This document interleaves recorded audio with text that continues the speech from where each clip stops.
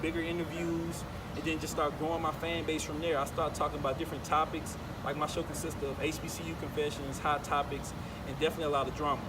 It's also my co-hosts, Cletus Real Talk and my man Willie Joe. Two different people, one from New York, one from home in Louisiana. So it's really a crazy dynamic how we just argue on the show and talk about a lot of crazy things. I have interviews every Tuesday from 7 to 9 p.m. on my show.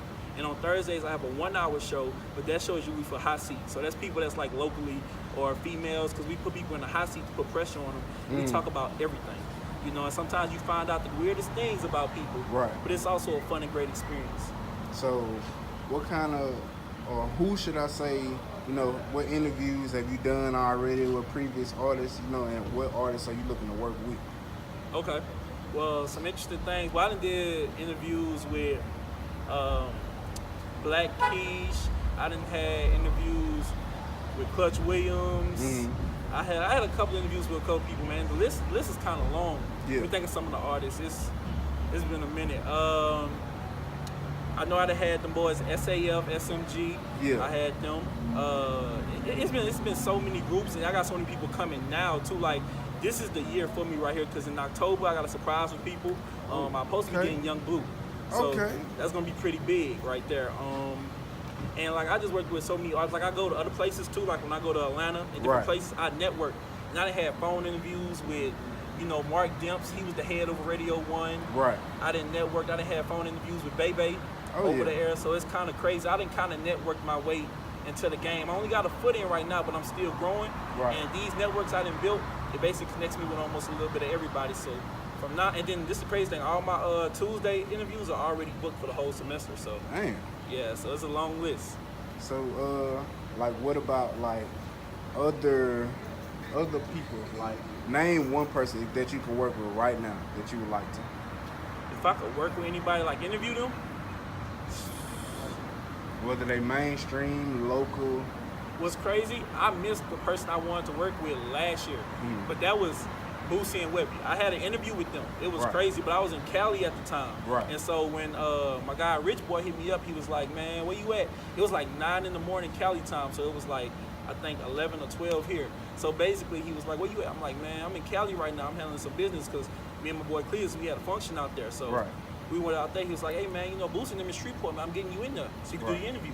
I'm like, what? I'm like, man, it was just a long process, and it was something that really kind of just, it irked me. But I said, I'm going to get that interview again, because I always grew up watching Webby interviews, and the dude crazy. Right. You know, Webby, he kind of out of line with a lot of things, but it's entertainment. I like handling stuff like that and dealing with drama like that. So I was expecting to hopefully get an interview with him one day. Not just because he's local either. Like, I don't mind working with people from different places, but Webby always just been a funny person to interview, because all his interviews have always had something crazy about him. Is he back to the motherfucking books? That's it. Back to the bubbles, you feel me? That guy there, especially I didn't watch his Walmart videos, but he just be talking. With the Terrence J situation, that stuff was crazy. Everything Webby kind of had with interviews is just funny. Especially on the BET with the red carpet, everybody know what he said on that. Yeah. So, you know. So what moves you just making around Grambling, like besides the wave? You know, like how you feeling like about your school year so far? You know what I'm saying? You finna get ready to graduate soon. You know, what are your plans after Grambling? Okay. Well, my plans after Grambling was actually, I have an internship at K104. So I'm gonna be out there in Dallas you guys. So it's gonna be pretty interesting. I plan on working out there. I'm working out there with Bebe. I got my guy Chuck Tees and them out there, man. It's a couple people that I'm really building these networks with to establish myself, because I want to be located kind of in the bigger city. Right. Hopefully Dallas or Atlanta, but mostly right now everything looking towards Dallas, because that's where I've been talking to the people at. So that's my plan, mainly after college, but right now throughout campus, I'm doing a lot of stuff. I done started working with GGTV. You know, that's Growing Generation Television, man. Shout out to my man Jay. He throws a lot of the parties around here and things like that. And also we done kind of got into like a group, so he wanted me to MC and host a couple of his events. Okay. And so that's gonna be pretty interesting, because I'm actually stepping out the box. I didn't MC the events before, but not just no big stupid major ones. So it's gonna be pretty cool to kind of step out the box and kind of do that for the first time, especially in a bigger area like Grambling, especially when there's a lot of students and stuff like that that already know who you are. It's kind of gonna be easy to transition into MCing from just being on the radio. So I got that going on. It's a couple things. School going good, man. I got one class I really don't like though. You know, I ain't gonna speak on her name, but she knows who she is. Man, you know, forget it, I'm gonna drop it. Ruby Lewis. She just do too much. You feel me? Like she's one of them teachers that's pretty tough. If you go to Grambling State, you know who Ruby Lewis is. You know, I mean, she a tough teacher. She ain't gonna play, so I'm dealing with that. But so far, so good, man. I'm expecting to graduate in May. Yeah. So it is what it is. We're gonna be out of here. If y'all don't know, you know, Big Eli, one of the coolest guys you'll meet on this campus.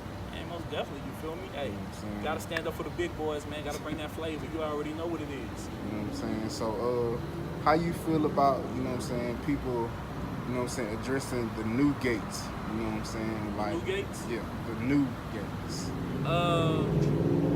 I don't know, cause you know what's crazy. I don't like to.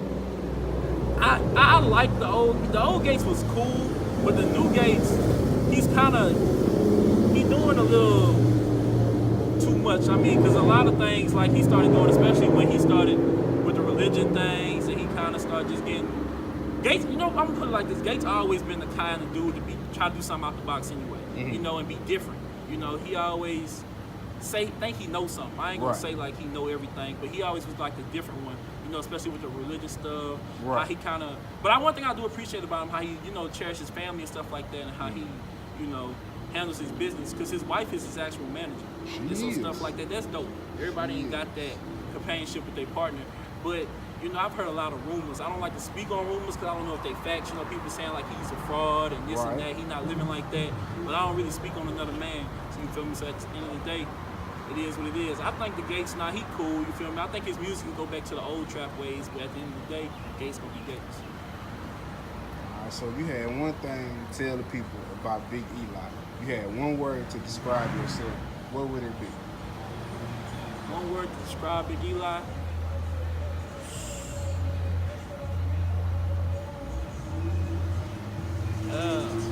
Just one word? I'm a big guy. Alright, we'll give you 3 words. Give you 3 words. Be on the lookout. Basically like that. Because I'm basically networking my way into everything. And like, it's no limits with me. Right. Like, I really can be in any situation. I can adapt to any environment. You know, be on the lookout for me, period. Because I'm going to be the face. Y'all going to see it a lot. You feel me? So, hey, definitely be on the lookout for me. You can't miss me. I'm 6'4", 300 pounds. So, hey, you're going to see me on your TV screen. You're going to hear me in your ear. I'm going to be somewhere. So remember that. Ladies and gentlemen, you know, this is Big Eli, the one and only. Tell them all your social media platforms that they can follow you at, man. Man, you guys check me out on IG. My name is the real Big E.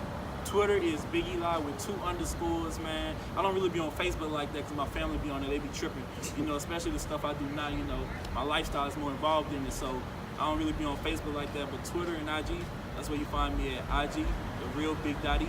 Twitter, Big Eli with 2 underscores, man. Get at me. All right. We just that simple. So it was just that simple.